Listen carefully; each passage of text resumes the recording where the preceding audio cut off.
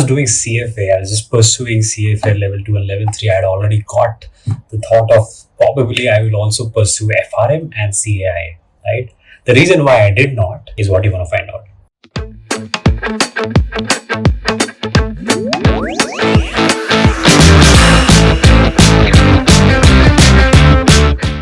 CAIA, again known to be something word which has been termed in the finance industry as the triple crowns, right?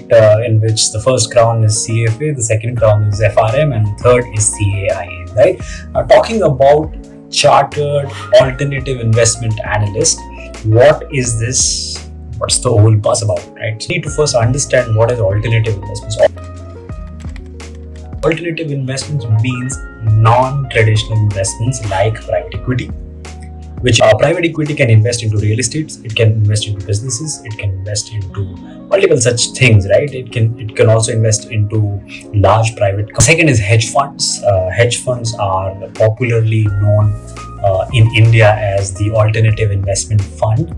There are various kinds of alternative investment funds in which even the private equity falls in, even the private equity for real estate also. And what we know as hedge funds is those hedge funds in which we've seen movies like Big Short, in which we are taking some calls on whether to bet against the entire housing market of US. Yes, that also falls under alternative investments. Finally, managed futures, very less talked about, but in reality it's a very, very old concept. I had the opportunity to also set up something in managed futures which is still working. Now you understood what this qualification is about. It's about specifically non-traditional assets, but level 1 actually is very similar to even CFA, because all of these topics finally at some level has already been covered in CFA, right? If you talk about ethics, I mean 3 levels all the time. Reading ethics, maybe you're bored of ethics, but you have to still again study ethics again, CAIA, because CAIA is not covered in the CFA Institute, right? Then alternative investments. Now, if you see, there's only introduction to alternative investments, not really a detailed, depth of alternative investments. Right? Then you've got real estate, that's given as real assets, private equity, hedge funds, and structured products. Right? So structured products is basically nothing but, if you remember CDS, right, the Big Short movie, in which the tool which was used to bet against the housing market, that's exactly structured products, right? Level 2 is interesting, right? So if you see, you've got now, I actually write 2 or 3 subjects in level 2, majorly because that's my personal interest. Okay, may not really hold true from an industry angle. If you see, the due diligence and selecting a strategy is something very interesting, because in alternative investments, you can create multiple strategies, right? But the problem is, how do I identify which is the strategy which is the most suited for me, right?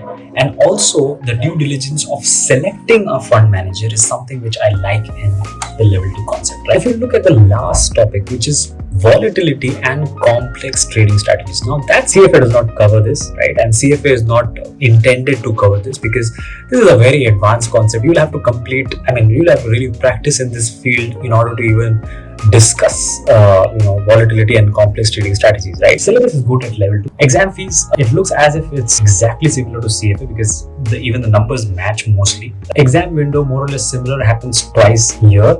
Pass rates. Now pass rates is pretty interesting. If you see, the pass rates is very high, right, compared to CFA. Well, the reason is, you will find out in the next slide why the pass rates are high. But historically also, CAIA pass rates have been always higher, right? In order to get the charter for CAIA, what are the requirements? Now, requirements is very simple. If you see, right, you need to have a bachelor's degree with 1 year of professional alternative investment experience. If you have that, qualified to get the charter. I don't mean to say the eligibility to write the exam. There's no eligibility to write the exam, okay? Second is 4 years of any finance experience. If you have, you can apply for the charter. And third, and I like this one, is that if you are already a CFA charter holder, you don't really have to prove anything. You get the charter directly, right? Now, this brings me to the question on the third point. Remember, the charter holder getting the charter of CAIA automatically after writing the exam. Now, let's try to understand whether this is actually a luxury or a need, right? And who is it for finally? So, if you look at the profiles of all of the CAIA exam givers, you will see that most of them have, on an average, about 5 to 6 years of experience already in the investment field, right? which makes us go to the next topic on, if I have to just look at the qualification from three angles in terms of jobs, in terms of use cases, and in terms of the overall reach. Credibility wise, I don't think so there's any issue. I mean, see, as a good qualification, the content is also good. It does justice for people who really want to specialize in alternative investments after they've gained the normal finance experience. Right? But jobs are not there, right? Because jobs are very, these jobs are very niche jobs, and you really won't find these jobs in Naukri, right? Because if you've spent 6 to 7 years of 6 to 7 years in the investment industry, there's a good chance that you will just find a job, these specialized job, through references, never really through a job portal, right? Now, use cases, I've found those interesting is the fact that if somebody wants to get into, especially in India, because now hedge funds are picking up, right? So there are AIF category 3s which have come up, who require these specialized knowledge. So for them, these 3 to 4 topics are pretty important, which is probably not covered in CFA already. Well, my final verdict is that if you're a fresher, this is not something, right? I would suggest if you're a fresher, then either do CFA, that's much better. If you are a junior investment professional, again, 0 to 2 years experience, don't even think about it, it's not worth it. Third, if you are a senior investment professional, 5 to 6 years of experience, and now you want to just upgrade your knowledge about also the alternative investment industries, it can open up doors for other jobs, functions which you can get into. And of course, if you're an alternative investment professional, you're starting a fund by yourself in alternative investments, or you are applying, or you're already working with an AIF category 3 or category 1, category 2 kind of companies, go for it. Why I did not pursue CAIA was, it was coincidental because I had already done CFA, and in the process of setting up a managed futures firm, an alternative investment firm,